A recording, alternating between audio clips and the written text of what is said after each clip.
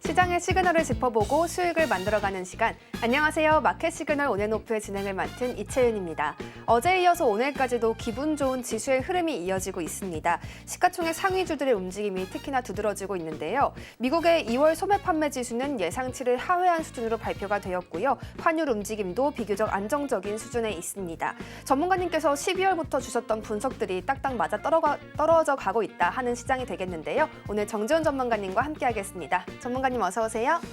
안녕하십니까. 네, 반갑습니다. 오늘 정재훈 전문가님과 다양한 이야기 나눠볼 텐데요. 그에 앞서서 시장 상황 짚어보고 가도록 하겠습니다. 현재 양지수 엇갈리는 모습이 나타나고 있습니다. 코스피는 0.49%의 강세 보여주고 있고요. 코스닥은 0.02% 내리면서 보합권에서 등락을 반복하고 있습니다. 현재 수급 상황도 함께 보겠습니다. 코스피 쪽에서는 외국인과 기관의 쌍끌이 매수세가 들어오고 있고요. 코스닥은 개인이 끌어올려주고 있습니다. 전문가님, 오늘 시장 같은 경우에 약간 장 초반과는 또 다른 모습이 보이기도 하는데 여기서 우리가 어떤 힌트들을 얻어갈 수 있을까? 어떻게 보시나요? 자, 우선 시장의 흐름들을 좀 봐야 되겠죠. 지수가 이제 조정을 받고 상승기로 들어간다. 동시만기 전후로 해서 바닥을 잡고 양호한 흐름들이 좀 나올 수가 있기 때문에 3월 동시만기 때까지는 포트폴리오를 좀 구성해보자라는 말씀을 좀 드렸을 거예요. 그리고 나서 이제 포트에 구성을 해야 되는 부분들이 뭐 반도체라든가 2차 전지 뭐 이런 쪽의 섹터들을 좀 말씀을 드렸을 겁니다. 시장에 있어서의 순환매가 좀 나와주고 있는 그런 상황에서 전날 같은 경우는 삼성전자가 모처럼 만에 외국인 쪽과 기관 쪽의 매수세가 유입이 됐었죠. 그러면서 지수도 큰 폭의 상승을 했고 오늘 또한 마찬가지로 상승을 유지하고 있는 그런 상황들입니다. 뿐만 아니라 중화권 시장도 나름 괜찮아요. 홍콩 항생도 2%대 신고가의 흐름들을 기록하고 있고요. 일본 니케이 지수도 1.4% 상승을 해주고 있습니다. 자, 우선 삼성전자를 좀 볼게요. 삼성전자의 차트 흐름들을 보게 되면 박스권에서 좀 진행되는 그런 모습들을 보여주고 있죠. 코스피 지수하고 같이 아마 한번 보여드렸을 거예요. 지수가 밀려 내려왔을 때 지수를 끌고 내려간 종목이 바로 삼성전자라고 말씀을 드렸었죠. 오늘 조금 주춤하는 모습들을 보여주고 있어요. 전고점 자리대에 매물 소화 과정이 진행이 된다라고 보시면 좋을 것 같습니다. 우선 이번 주 중에는 등락 과정이 아마 있을 거예요. 왜냐하면 이번 주 금요일 날 미국의 동시만기일입니다. 그렇기 때문에 등락 과정이 좀 있을 거다. 그러면 추격 매수를 하지 말고 조정을 받았을 때 매수 포인트를 잡아가는 전략이 유효하다라는 점을 좀 말씀을 드려보도록 하겠고요. 지수상으로 보게 되면 코스피 지수가 지금 2600선, 241선 언저리대에서 지금 거래가 되고 있는 그런 상황들이죠. 아마 2월 달에 형성돼 있던 고점은 이번 달 내지는 다음 달에 넘어가는 그런 모습들을 보이지 않을까 생각을 하고 있습니다. 그렇기 때문에 여전히 조정을 받았을 때 매수 관점으로 보는 전략이 유효하다라는 점을 좀 말씀을 드려보도록 하겠고요. 여기에서 반등이 나오게 되려면 삼성전자 움직여야 되겠죠. 반도체를 필두로 해서 삼성전자를 필두로 해서 반도체가 움직임이 나와줘야 되고요. 그리고 2차 전지 섹터 여전히 움직임이 나와줘야 됩니다. 어제 같은 경우는 2차 전지가 약한 대신에 조선 쪽과 방산 쪽이 강한 그런 모습들이 나왔었거든요. 조선하고 방산은 계속적으로 말씀을 드립니다만 보유자의 영역이고 트레이딩 관점이에요. 그리고 저는 매도 관점으로 이제 좀 말씀을 드리고 싶습니다. 일단 이 부분들은 차차 말씀을 좀 드려보도록 하겠고요. 2차 전지가 바톤을 이어받아야 돼요. 어찌됐든 간에 그래야지만 지수가 2700을 넘어서고 2800선까지 움직임이 나올 수 있다는 점을 좀 기억을 하시면 좋을 것 같고 또 다른 축으로는 이제 순환매가 나오겠죠. 테마성의 흐름들로. 로봇 쪽이라든가 인공지능, 탄소, 자율주행 여러 분야들이 있습니다. 거기에다 이제 LNG까지 좀 포함이 되겠죠. 재건 쪽도 마찬가지가 될 수가 있을 것 같고요. 나는 만약에 이런 쪽 섹터를 좀 보기가 힘들다라고 하게 되면 긴 관점으로 놓고 봤을 때 어닝 시즌을 좀 준비를 한다거나 아니면 바닥권역에 있는 충분하게 조정을 받은 섹터들을 좀 볼 수가 있을 것 같아요. 어닝 시즌 같은 경우는 전력, 그 다음에 화장품, 음식료, 그 다음에 반도체 이쪽의 섹터들이 일단 수출이라든가 수출입 데이터라든가 이런 걸 놓고 봤을 때 양호합니다. 그렇기 때문에 이들 섹터들 좀 봐야 되지 않을까 싶고요. 나는 주가적인 측면에서 많이 올라가 있지 않은 종목군들, 예를 들면 제약바이오, 그 다음에 많이 조정받은 전력, 이런 쪽 같은 경우도 일단은 이제 바닥을 만들어가는 그런 구간들로 볼 수가 있을 겁니다. 그렇기 때문에 그런 섹터를 본다거나 아니면 좀 중기적으로 보게 되면 성장을 할 수 있는 우주항공, 이런 쪽의 섹터를 구성을 해서 포트를 좀 구성하면 3월 남은 시간과 4월 달 시장이 좀 괜찮지 않을까, 그렇게 좀 말씀을 드리도록 하겠습니다. 삼성전자를 필두로 해서 달라지고 있는 시장의 분위기들 쭉 짚어주셨습니다. 늦어도 다음 달까지는 코스피가 이전 고점을 뚫고 올라갈 수 있다는 가능성까지 함께 제시를 해주셨는데요. 전문가님의 이러한 인사이트들은 결국에 어마어마한 수익률로 이어지는 것 같습니다. 전문가님께서 이전에 주셨던 한화시스템 같은 경우 벌써 100% 가까운 수익률을 보여주고 있습니다. 전문가님 진짜 이런 수익률은 저는 어떻게 내시는지 너무 궁금하고 대단하다 싶은 생각밖에 안 들거든요. 오늘 여기쯤에서 하나시스템 리뷰 한번 해보면 어떨까요? 하나시스템이 이제 두 번째죠. 12월 중순, 중하순에 이제 출연을 시작을 해서 지금까지 두 번째 100%가 넘어가는 그런 종목으로 좀 볼 수가 있을 거예요. 첫 번째가 피롭틱스였었죠.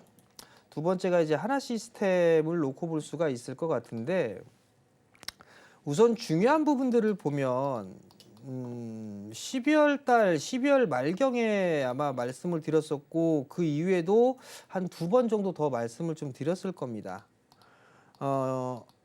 하나시스템 같은 경우는 육해공을 다 한다고 말씀을 좀 드렸었잖아요. 그렇기 때문에 수혜는 좀 충분히 받을 수 있다라는 점, 시장이 변동성이 있기 때문에 단기적으로 샀다 팔았다 해본다라면 이만큼의 수익을 내기는 어렵습니다. 즉, 지수는 등락 과정을 거쳐도 주도 섹터들은 추세를 타면서 움직입니다.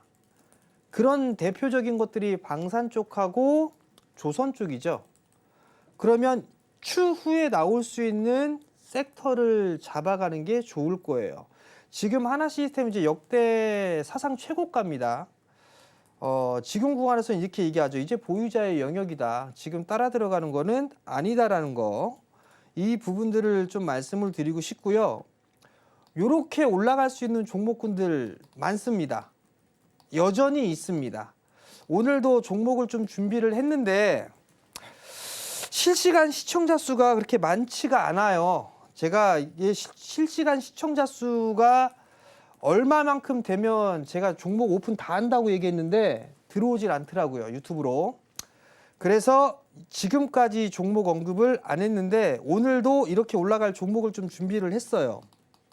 과연 몇 분이나 들어오실지 요걸 좀 지켜보도록 하겠고요.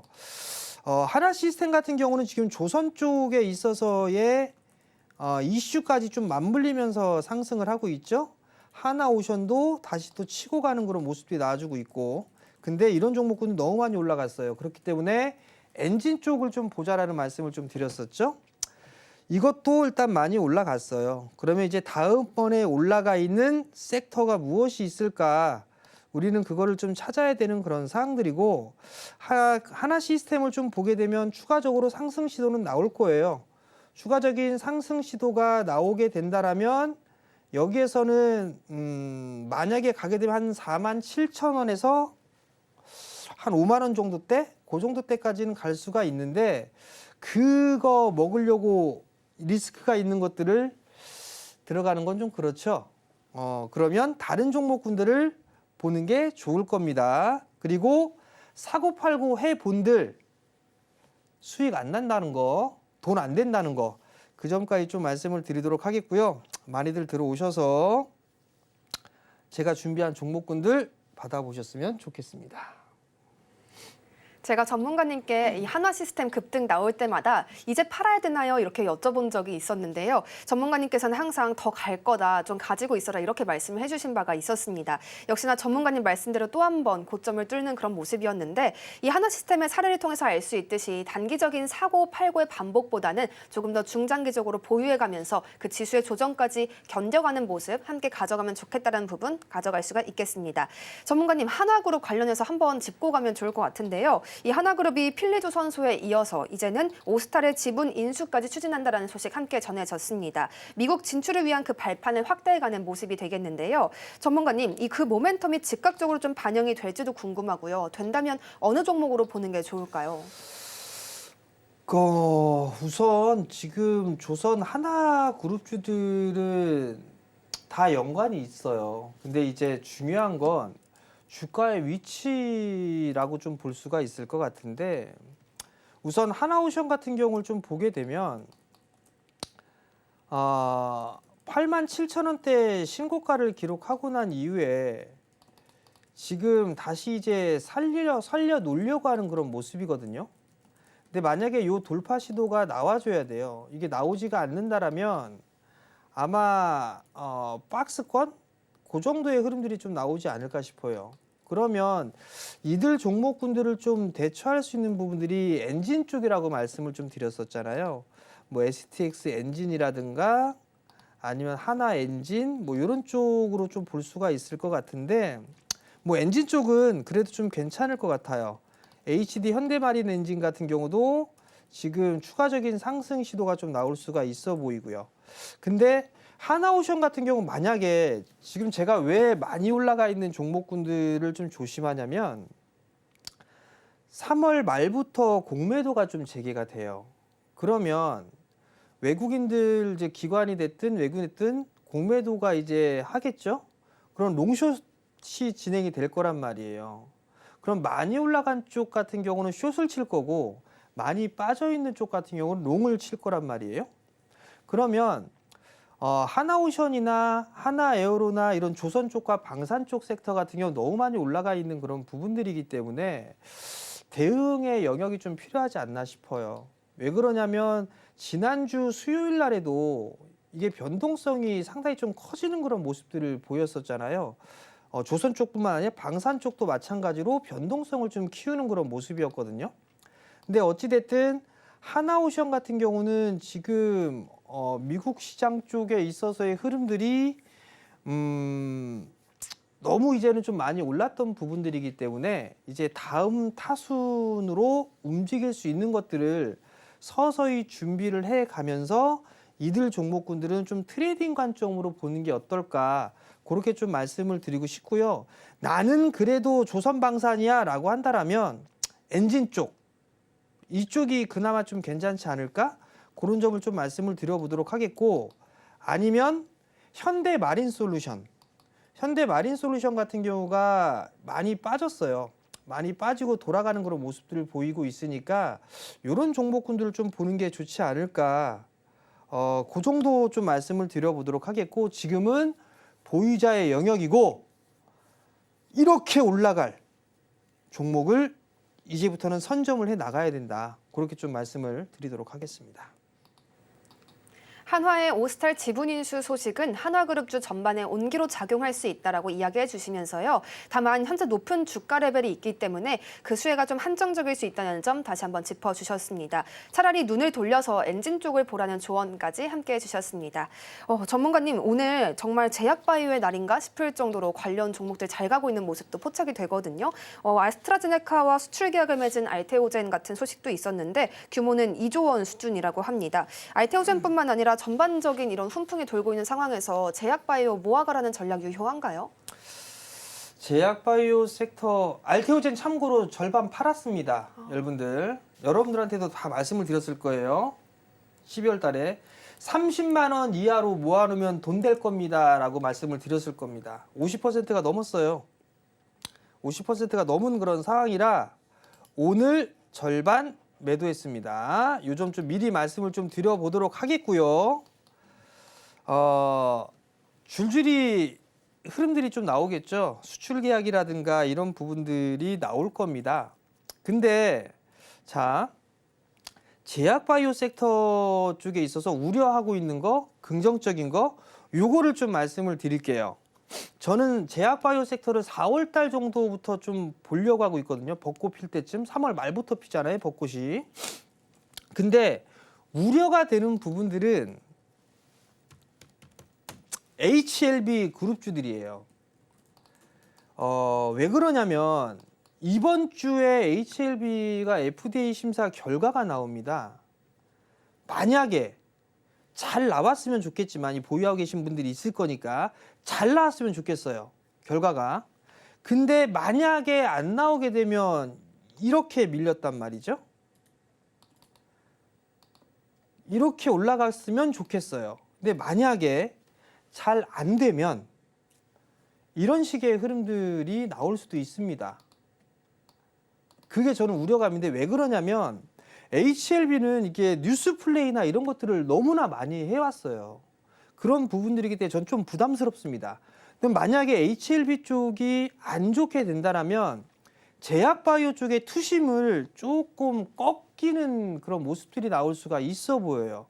그렇기 때문에 그게 좀 안 좋은 거고, 두 번째는 좋은 점은 많이 빠졌어요. 많이 빠져 있기 때문에 좋습니다. 자, 예를 들어서 한번 볼게요. 적십자, 녹십자죠. 자, 월봉 차트 한번 볼게요. 월봉 차트를 보게 되면 많이 빠졌죠. 그죠? 많이 빠져 있고 60개월선과 120개월선이 요 위에 버티고 있는 그런 모습들이에요. 주가도 지금 하단자리 때까지 많이 빠졌어요. 오늘 4%대 반등이죠. 실적 한번 볼까요?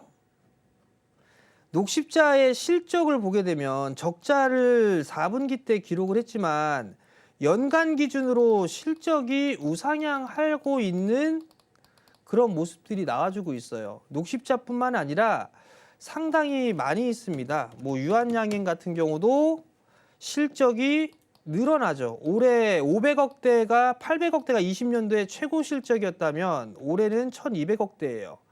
근데 차트를 보면 많이 빠져 있죠. 이만큼 올랐다가 지금 요 박스권에서 진행되고 있죠. 렉나자. 차트의 모양새는 만들어져 있는 그런 사항들이죠. 월봉 차트를 보더라도 고점을 기록하고 난 이후에 6개월 가까이 조정을 좀 받고 있어요. 이건 좀 제법 올라갔죠.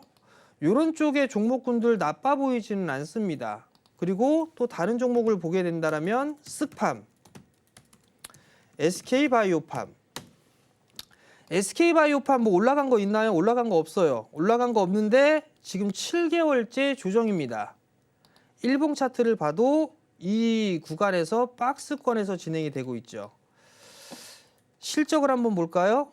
올 작년에 960억대의 영업이익 최고 실적을 기록하고 난 이후에 올해는 1600억대의 영업이익을 예상을 하고 있습니다.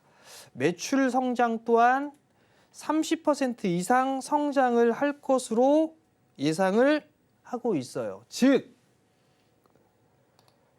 여러분들은 조선, 방산 이런 쪽 보겠지만 투자로 본다면 제약 바이오 쪽도 투자의 대상이다. 그렇게 말씀을 좀 드릴 수가 있을 것 같아요. 자, 셀트리온 올라간 거 한 개도 없어요. 그죠? 월봉 얘도 마찬가지로 올라간 거 없습니다. 한 차례 올라가고 난 이후에 24년도 1년 내내 요 박스에서 움직였어요. 합병했죠? 실적 한번 볼까요? 작년에 4,900억. 최고로 잘 나왔을 때가 7,400억대였네요. 근데 올해는 1조대를 넘어설 것으로 예상하고 있습니다.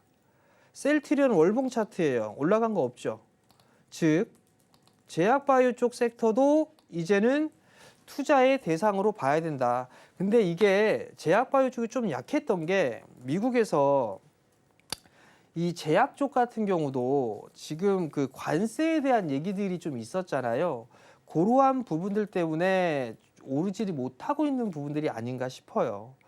4월 달 정도 벚꽃 필 때쯤에 저는 좀 보는 게 나쁘진 않겠다라고 말씀을 드린 부분들이 조정기를 좀 계속 거치고 있고 그 이후에는 다시 이제 섹터의 흐름들이 변할 수가 있는 그런 상황들이기 때문에 저는 제약바이오 쪽 섹터 어디에서 매수 타이밍을 좀 잡아봐야 될지 이 부분들을 좀 고민해봐야 될 시기가 아닌가라고 좀 생각을 하고 있고요.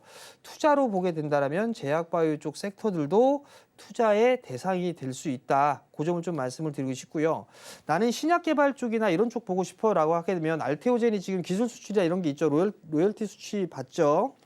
리가켄바이오, 보로노이, 에이벨바이오 이런 쪽 같은 경우도 기술 수출이라든가 이런 부분들을 할 수 있다라는 점, 그 점까지 말씀을 좀 드리도록 하겠습니다.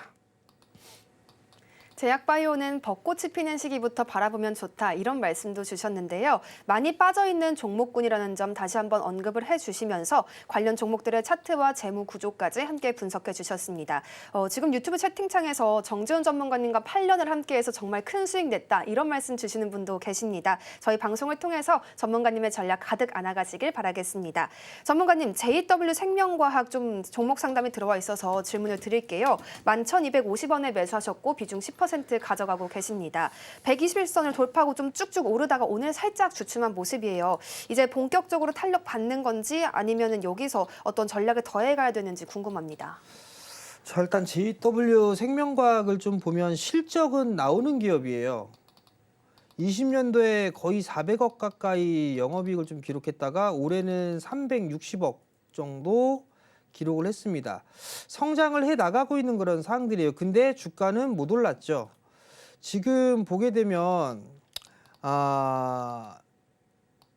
나쁘지는 않아요. 다만 11,250원에 매수를 하셨어요. 약간의 수익 중인데 이게 단기적으로 본 건지 아니면 긴 관점으로 본 건지를 먼저 좀 고민을 해봐야 될 것 같아요.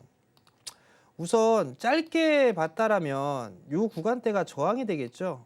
여기 요 자리대죠.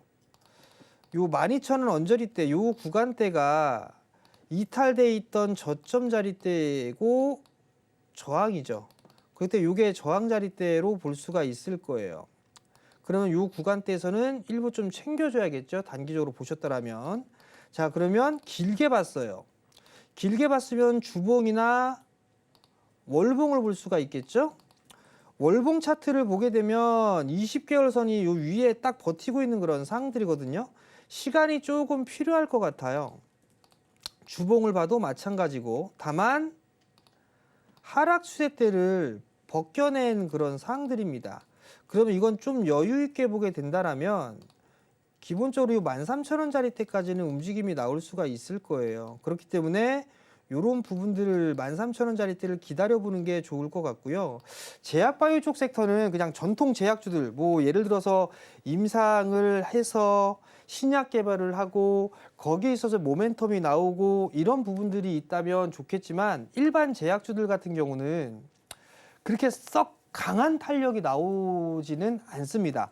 안정적인 측면이 있겠지만 거기서 막 탄력적으로 움직이기에는 조금 어려운 그런 구간들이 있어요. 어찌됐든 JW 생명과학 같은 경우는 조금 더 추가적인 상승 시도는 나올 수가 있을 것 같으니까 단기적으로 봤다라면 전고점거 자리대 요 12,000원 넘어가는 구간 있죠. 여기 11,000원대 요 구간. 요 구간이 단기 매도 구간으로 볼 수가 있을 거고 좀 중기적인 관점으로 봤다라고 하게 되면 13,000원 언저리 때까지는 상승이 나올 수 있으니까 요 자리대를 목표치로 놓고 보자라는 의견을 좀 드리도록 하겠습니다. JW 생명과학에 대한 이야기까지 함께 전해주셨습니다. 전문가님, 그럼 궁금한 게요. 제약바이오군에서 주셨던 종목 중에 바이넥스 있잖아요. 이 바이넥스를 또 새로운 진입의 기회나 추가 매수의 기회를 좀 더 봐도 되는지 여기에 대한 추가적인 전략이 있다면 어떤 건가요? 바이넥스도 매수해야죠. 매수입니다, 이거. 제약바이오 투자하실 분들은 이거 하나 매수해 놓으세요. 이거 나쁜 거 아니니까 이거 매수해 놓으면 괜찮을 겁니다. 뭐 이러면서 넌지시 넘어갔어요. 알테오젠도 30만 원 이하로 매수하게 되면 돈 좀 될 겁니다 라고 말씀을 드렸듯이 바이넥스도 매수를 해볼 수가 있겠죠. 큰 시세가 나고 난 이후에 이중바닥형의 모습을 보였어요. 바로 돌리진 못하겠죠. 이렇게 박스권에서 지금 구간에서 매물 소화를 좀 진행을 하겠죠. 월봉 차트를 좀 보게 되면 월봉 차트도 지금 요 구간대는 저항 자리대예요. 요 구간대는. 그리고 지금은 이제 20개월 선 자리대까지 밀렸다가 이중바닥형의 모습을 좀 보여주고 있는 그런 상황들이죠. 이 자리대를 깰 것 같지는 않습니다. 요 최근 들어 요 120개월 선 15,000원 요 자리대를 깰 것 같지는 않으니까 만약에 없다라고 하시는 분들은 조정을 받을 때 이런 종목군들은 좀 편입을 해봐도 해봐도 괜찮지 않을까. 그러하니 이런 종목군들은 좀 매수를 해봐도 될 것 같고요. 실적을 좀 잠깐 보면 작년에 안 좋았어요. 실적이 308억의 적자를 기록을 했거든요. 올해 적자에서 흑자로 턴어라운드가 됩니다. 그렇기 때문에 이런 종목군들은 분할로 매수를 해도 좋지 않을까라는 점을 좀 말씀을 드리도록 하겠습니다. 제약바이오 그렇다면 어떤 종목을 담아가야 할까 궁금하셨던 분들도 많을 텐데요. 전문가님께서는 바이넥스에 대한 매수 관점 유효하다 이렇게 이야기해 주셨습니다. 오늘의 하락세를 매수의 기회로 삼아보셔도 괜찮아 보입니다. 저희가 방송 중간중간 이렇게 종목 상담도 계속 전해드리고 있으니까요. 샵 0082번 또는 서울경제TV 유튜브 채널을 통해서 함께해 주시면 더욱 좋겠습니다. 전문가님 삼성전자 이야기 조금 더 이어가 보고 싶어요. 저희 방송 초반에 또 잠시 언급을 해주셨었는데 어제 이재용 회장이 사직생 각오로 임하자 이런 말도 했더라고요. 지금 6만 전자를 목전에 두고 있다 좀 기대감도 모아지는데 삼성전자 비롯해서 삼성 계열 이런 그룹주들 다 보라고 하셨었잖아요. 삼성전자 필두로 이제 시작되는 건가요? 글쎄요.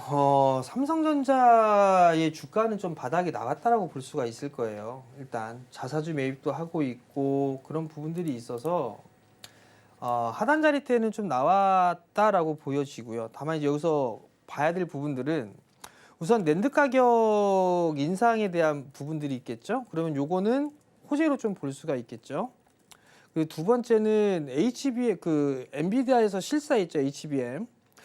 요 가능성이 좀 높아 보여요. 그래서 어저께 그래서 외국인들과 기관 쪽에서 먼저 좀 들어온 부분들이 아닌가 그런 좀 생각이 들거든요. 만약에 반도체가 싹 다 좋았다라면 하이닉스도 같이 올라갔을 거예요. 근데 하이닉스가 올라간 건 별로 없었어요. 근데 삼성전자만 유난히 강했다라는 걸 보면 HBM과 연계가 되어 있는 부분들이 아닌가 싶어요. 그럼 어찌됐든 낸드 쪽, 레거시 쪽과 HBM, 인공지능 쪽에 있어서 이 반도체 쪽에 퀄테스트 통과가 되고 그다음에 레거시 쪽에 있어서도 가격이 인상이 된다라면 삼성전자 쪽에서는 호재로 좀 볼 수가 있겠죠. 그러면 삼성전자의 차트를 보면 지금 요 전고점 매물수와 구간이에요. 여기 59,000원. 요 언저리대가 저항 자리대로 좀 볼 수가 있을 거고요. 요 자리대를 넘어가는 모습들이 나와주게 된다라면 이렇게 움직임이 나오겠죠. 그 다음에는 68,000원에서 70,000원 이 자리대가 될 겁니다. 요 59,000원 넘어가게 된다라면 그렇기 때문에 요거는 조정을 좀 받았을 때 매수 포인트를 잡으면 괜찮지 않을까 그 점을 좀 말씀을 드리고 싶고요. 삼성전자 쪽에 있어서 그러니까 반도체 소부장 쪽 같은 경우는 HB가 SK 하이닉스 쪽이라든가 TSMC 이쪽과 관련돼 있는 그런 종목군들은 제법 시세의 흐름들이 나왔어요. 근데 삼성 쪽과 연계돼 있는 그런 종목군들은 많이 못 올라갔습니다. 즉 레거시 쪽으로 좀 볼 수가 있겠죠. 어떤 부분들을 살지 모르겠다라고 하게 되면 삼성전자가 지분 투자를 하고 있는 거 그거를 좀 말씀을 드렸을 거예요. 아마 몇몇 개 좀 말씀을 드렸을 거예요. YC 얘 같은 경우도 지분 11% 갖고 있죠. 삼성전자가 지분 11%를 갖고 있는 그런 사항들이란 말이죠. 근데 주가가 못 올라가 있는 그런 사항들이에요. LOT 베큐um 펌프 만드는 회사죠. 클린룸 얘도 못 올라갔죠. 얘도 마찬가지로 지분을 가지고 있어요. 7%. 뿐만 아니라 SNS텍 같은 경우도 지금 요 고점 넘어갔죠 벌써. 얘도 보게 되면 삼성전자가 8%를 가지고 있는 상황이에요. 그러니까 이게 FST 같은 경우도 마찬가지죠. 얘도 삼성이 지분을 7%를 가지고 있는 그런 기업이에요. 이런 쪽의 종목군들을 봐도 괜찮다. 소재 쪽은 동진세미캠. 얘도 마찬가지로 소재 쪽인데 삼성 쪽에서 협업을 같이 하고 있단 말이죠. 그렇기 때문에 이런 종목군들을 봐도 나쁘진 않다. TSE도 마찬가지로 포함이 되겠죠. 즉 이런 기업들이 많이 올랐다가 많이 빠져 있어요.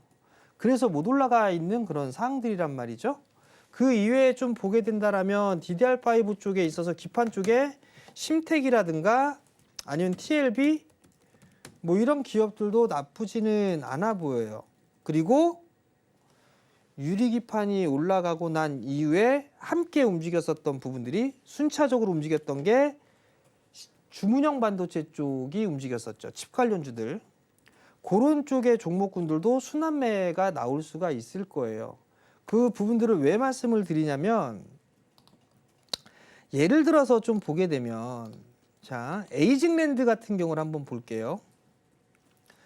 에이징랜드 같은 경우 보면 작년 연초에 고점 기록하고 나서 계속 빠졌어요. 계속 빠지는 그런 모습들이 나왔고 거래량이 없었거든요.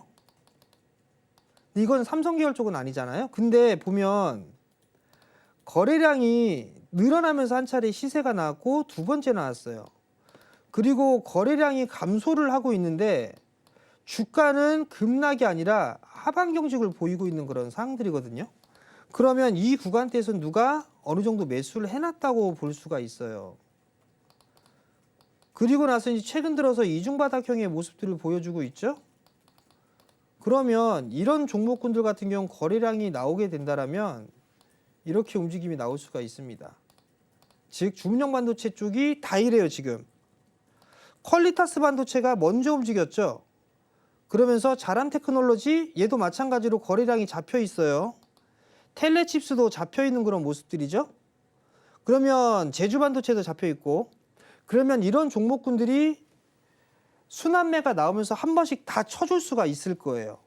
그러면 지금 그 조정을 받게 되면 내가 매수하고 싶었던 타점이 오게 된다라면 이런 종목군들 같은 경우 분할로 매수를 해도 되지 않겠느냐. 저는 좀 그렇게 보고 있고 반도체 중에서도 실적 대비해서 저평가되어 있는 종목군들이 되게 많습니다.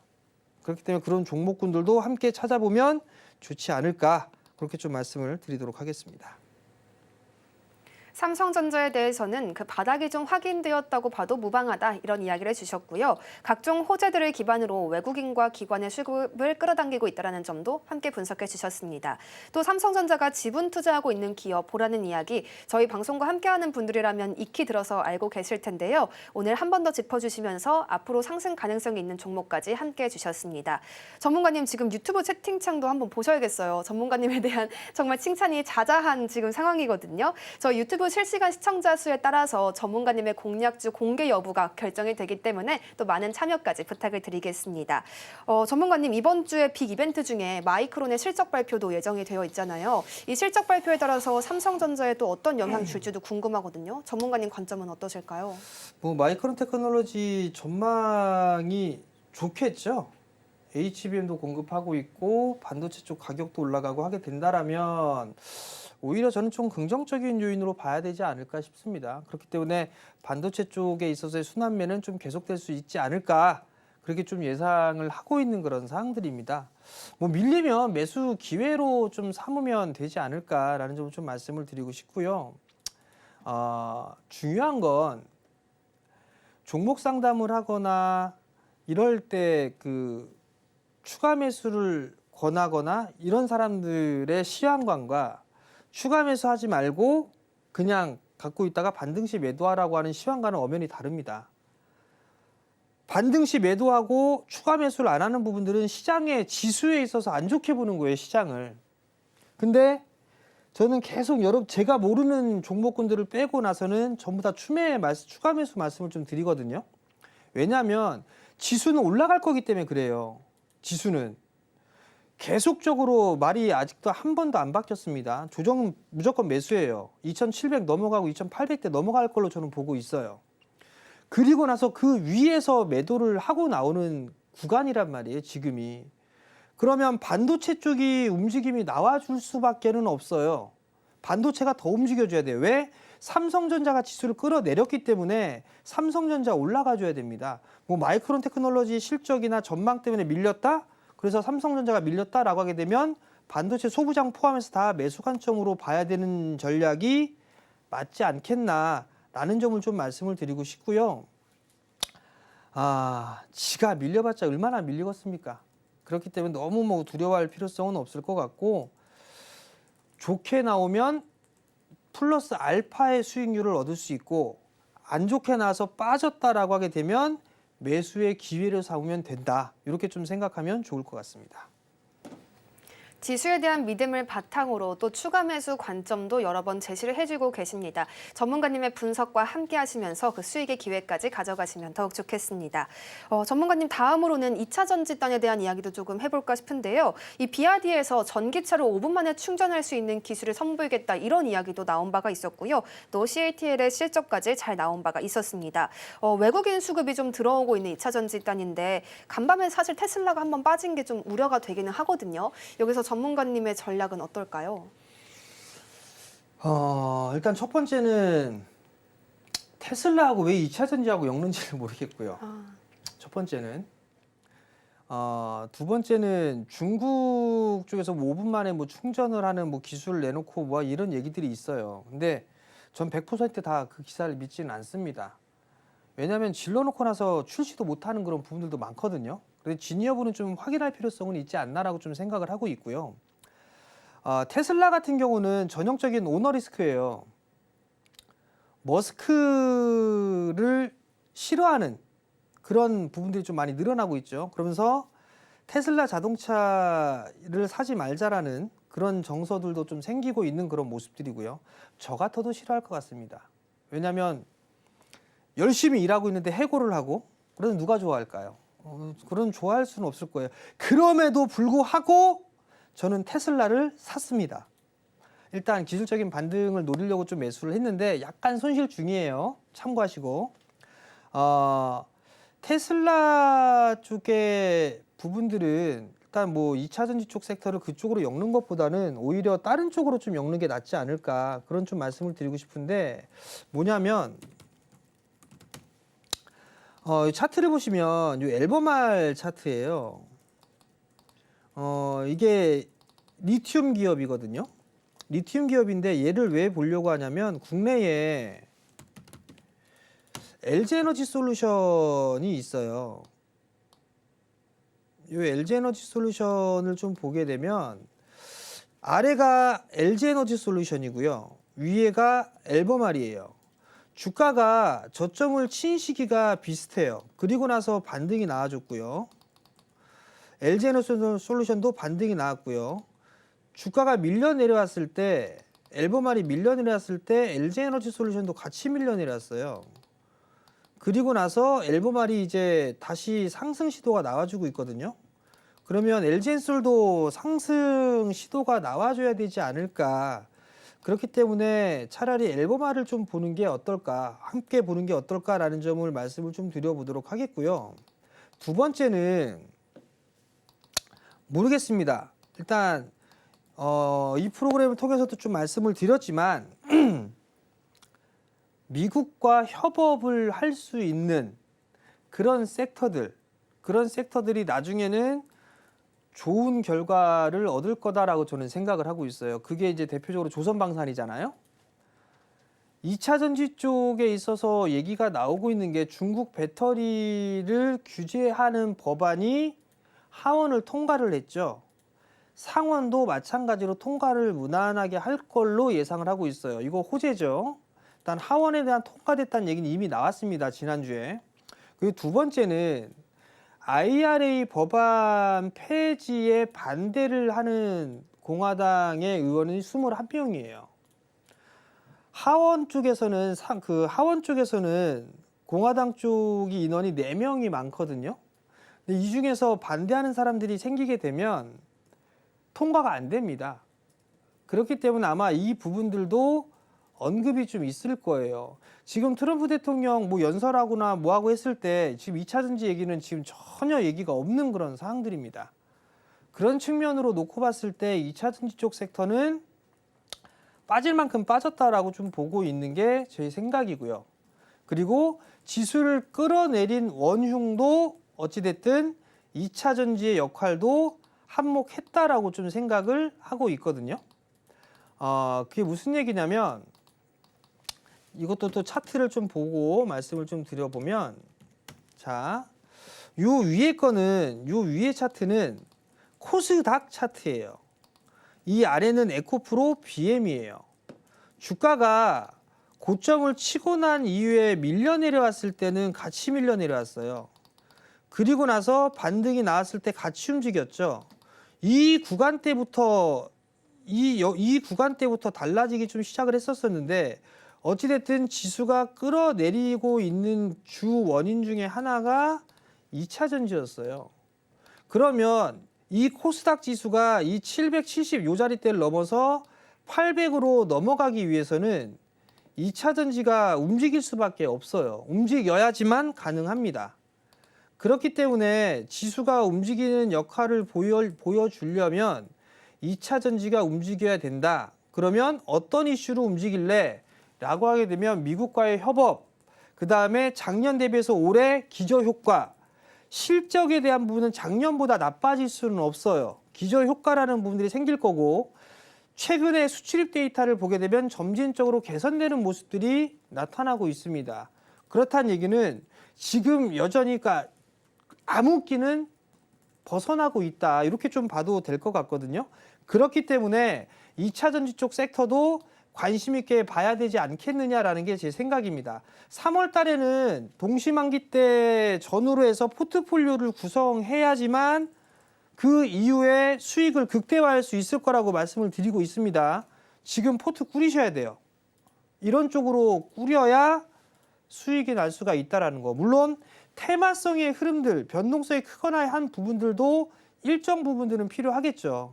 그렇지만 굵직굵직한 그런 부분들에 있어서는 여전히 좀 사야 될 종목군들은 여전히 많이 남아있다. 그렇게 좀 말씀을 드리도록 하겠습니다. 2차 전지단에서 우려를 모았던 이 테슬라의 하락에 대해서는 전형적인 오너 리스크다라고 분석을 해주셨습니다. 우리나라의 2차 전지단은 반드시 움직일 수 있다라고 제시해 주시면서요. 미국과의 협업 그리고 기저효과에 더해 수출입 개선세까지 그 이유를 들어주셨습니다. 전문가님, 삼성 SDI의 또 유상증자 이슈가 좀 있었잖아요. 주가 하락세를 좀 면치 못하고 있는 상황 속이었는데 오늘 기사를 보니까 개인 투자자들이 눈물 흘리고 있다 이런 이야기도 나오더라고요. 이런 뉴스는 좀 어떻게 대응해 가야 되나요? 뭐 눈물 흘리라고 해야죠. 뭐 어떻게 하겠어요. 뭐 눈물 흘린다는데. 네. 그러니까 기사가 참 극단적인 부분들인데 어찌됐든 중점 감시 이 부분대 1호로 지적이 됐습니다. 2조 원대의 유상증자 작은 수량은 아니에요. 근데 만약에 삼성 계열사가 유상증자를 마지막으로 했던 게 제 기억에는 삼성중공업으로 저는 기억을 하고 있어요. 그리고 나서 웬만해서는 삼성 계열사들은 증자나 이런 부분들을 안 했었거든요. 근데 이번에 삼성 SDI가 유상증자 좀 발행을 했어요. 근데 보면 거기에 내용을 보게 되면 이 써서 없애는 게 아니에요. 예를 들어서 운영비라든가 이런 부분을 써서 없애는 건데 지금 투자를 했던 부분들은 헝가리 공장에 대한 증설, 전고체 투자, 미국 법인 투자 요 부분들이란 말이에요. 그러면서 덧붙였던 얘기가 호황기를 대비한 선제적인 투자로 얘기를 했어요. 물론 그렇게 투자를 많이 한 부분들은 맞습니다. 맞는데 나중에는 이게 기회가 되지 않을까 싶어요. 보유를 하고 계신 분들이라면 참 힘든 부분들을 겪고 있는 상황이지만 만약에 기존에 보유하고 계신 분들 이거 유상증자 받으셔야 됩니다.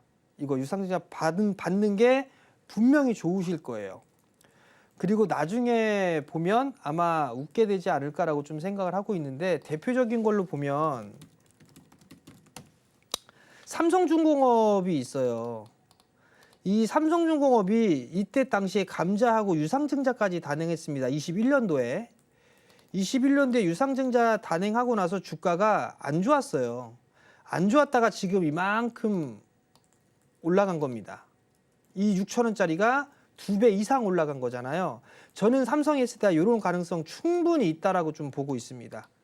그렇기 때문에 만약에 투자적인 관점으로 보게 된다라면 삼성 SDI 같은 경우는 지금 기존에 보유하고 계신 분들이라면 유상증자 저는 받으시라는 말씀을 좀 드리고 싶고요. 만약에 신규로 접근하고 싶다라고 하게 된다라면 유상증자라든가 이런 분들이 마무리가 되고 난 이후에 그때 접근을 해보는 것도 한 가지 방법이 아닐까 그렇게 좀 말씀을 드리도록 하겠습니다. 보유자분들에 대해서는 유상증자를 꼭 받으시라 이렇게 조언을 해주셨습니다. 지금 당장은 좀 어려운 시간을 보내고 계시겠지만 결과적으로는 수익을 낼 수 있는 종목이니만큼 그러한 전략들 함께 가져가시면 좋겠습니다. 전문가님, 중국 소비 지원 관련한 이야기들 어제 나온 바가 있었잖아요. 이구환신 보조금 확대하겠다라고도 했고 또 증시 안정을 위한 인센티브 제공하겠다라는 이야기까지 함께 했습니다. 여기서 우리가 또 어떤 힌트들, 기회들 가져갈 수 있을지 뭐 카지노 쪽, 화장품, 엔터 어디를 봐야 되나요? 올라가나요? 종목들? 그렇진 않은 것 같아요. 올라가는데 왜 봐요? 안 올라가는데. 일단 그 미국 수혜주, 중국 수혜주 이렇게 좀 나눠져 있다라고 가정을 하고요. 그 대표적으로 섹터도 있죠. 근데 보통 보면 이 미국 쪽에 아니 중국 쪽의 수혜주로 보게 되면 뭐 엔터나 컨텐츠, 게임, 뭐 화장품 뭐 이런 쪽으로 좀 볼 수가 있는데 화장품은 사실 중국 쪽 매출 비중이 많이 줄어들었습니다. 그렇기 때문에 냉정하게 얘기해서 화장품은 중국 관련주로 분류가 안 돼요. 그러면 엔터 쪽이나 컨텐츠 이런 쪽인데 주가의 흐름을 보면 별거 없어요. 별거 없는 그런 상황이거든요. 우리나라 정서가 반중 정서에 대한 부분들이 서서히 좀 올라오고 있는 그런 상황이잖아요. 그러다 보니 주가도 힘이 없는 것 같습니다. 결론은 이쪽에 있는 중국과 관련돼 있는 섹터들보다는 미국과 관련돼 있는 섹터를 좀 보는 게 좋지 않겠나 그런 점을 좀 말씀을 좀 드리고 싶고요. 만약에 정 본다라고 하게 되면 저는 엔터 쪽이 좀 날 것 같아요. YG 엔터라든가 아니면 하이브라든가 이런 종목군들이 좀 좋지 않을까 그 점을 좀 말씀을 드리고 싶고 왜냐하면 뭐 아티스트를 이제 복귀하잖아요. 그리고 YG 엔터 콘서트 수익 장난 아니죠. 그렇기 때문에 이런 쪽의 종목군들을 보는 거 이외에는 다른 쪽은 실적이나 이런 부분들이 좀 부족한 떨어지는 그런 부분들이 많습니다. 그렇기 때문에 다른 쪽은 안 본다. 그렇게 좀 생각하고 볼 거라면 엔터 쪽을 좀 보는 게 낫고 화장품 쪽은 중국 쪽과 연계짓지 마라. 왜냐하면 수출 비중이 유럽 쪽이나 아니면 아시아 쪽, 미국 쪽 이쪽의 수출 비중이 높은 종목군들이 더 많이 올라가고 있거든요. LG 생활건강이나 아모레퍼시픽이나 주가가 못 올라갔던 게 중국 매출 비중이 높아서 그래요. 그래서 못 올라간 겁니다. 근데 저기 보게 되면 뭐 실리콘투라든가 APR이라든가 이런 기업들 같은 경우는 아시아 쪽이나 유럽 쪽 이런 쪽에 매출 비중이 높아요. 그쪽에 성장을 했기 때문에 올라간 거란 말이에요. 그렇기 때문에 이런 부분들도 좀 구분을 해보시는 게 좀 좋을 것 같고 화장품주들 수출 데이터 좋습니다. 그렇기 때문에 만약에 그래 중국 관련주야 라고 해서 뭐 한다라면 저는 화장품주들도 관심을 갖고 봐도 괜찮지 않을까. 근데 뭐 이상한 싼 종목군들 말고 싼 종목군들 좀 괜찮은 종목군들 그런 종목군들은 나쁘진 않을 것 같아요. 뭐 예를 들어서 좀 보게 된다라면 APR 뭐 이런 것들 조정받으면 좀 봐도 좋지 않을까 그런 점을 좀 말씀을 드려보도록 하겠고요. 한국콜마라든가 코스맥스 이런 쪽도 좀 조정을 받게 된다라면 이런 쪽도 나쁘지는 않을 것 같다.